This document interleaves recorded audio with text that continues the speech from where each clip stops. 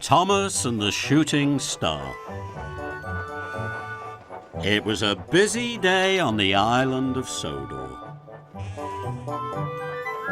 All the engines were working hard. They wanted to finish their work as quickly as possible.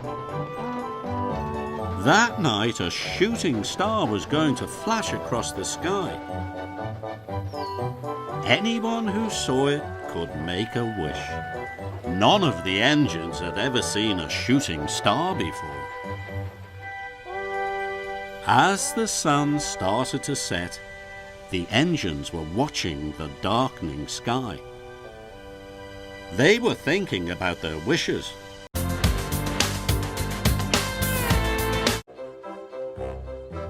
Marion and the Pipe. It was a bright sunny day on the island of Sodor. Marion, the steam shovel, was repairing the embankment on the main line. Nothing gets my pistons pumping like digging a nice fresh hole.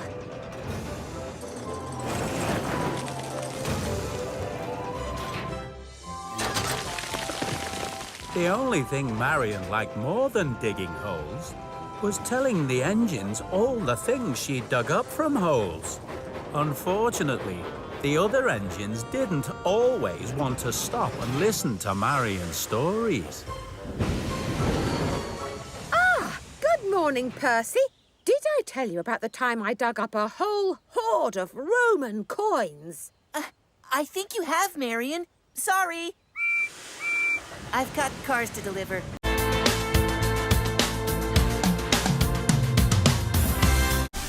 Emily and the Special Coaches.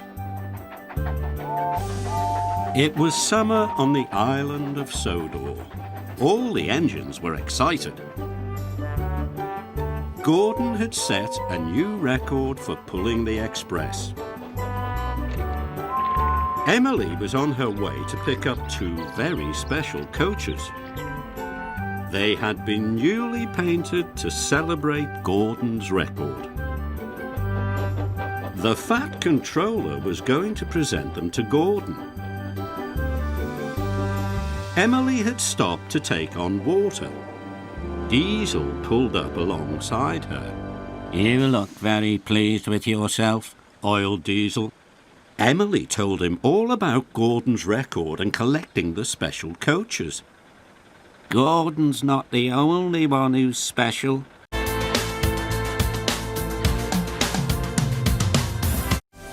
Henry gets it wrong. The Sodor wishing tree is a very old tree. It's older than Edward, older than Sir Handel. It's even older than the Fat Controller. Some say it's the oldest thing on the island. All the engines and children love to make wishes whenever they see the tree. Especially Henry. He thinks the wishing tree is magical. He whistles whenever he passes. One day, the Fat Controller arrived with some very bad news. "A summer storm struck Sodor last night. The wishing tree was hit by lightning." All the engines were upset. Henry was the most upset of all. "Some special woodsmen are arriving at Brendam Docks.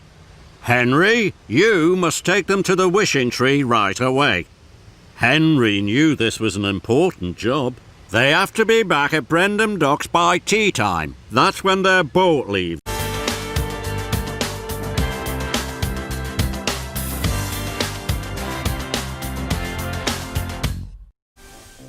Smoke and mirrors.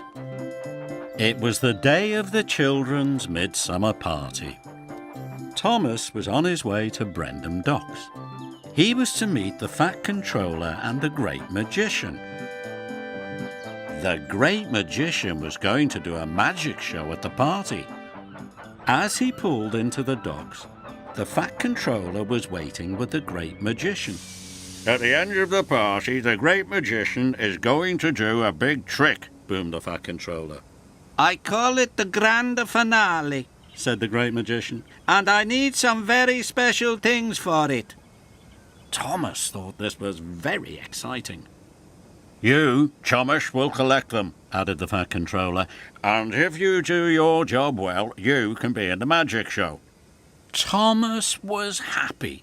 He really wanted to be in the magic show. The Fat Controller told Thomas to listen very carefully. "First, you must go to Maithwaite to pick up a blue box. Then you have to go to Marron Station to pick up a red carpet. And lastly, you have to go to Knapford to pick up a yellow sheet." But Thomas wasn't listening.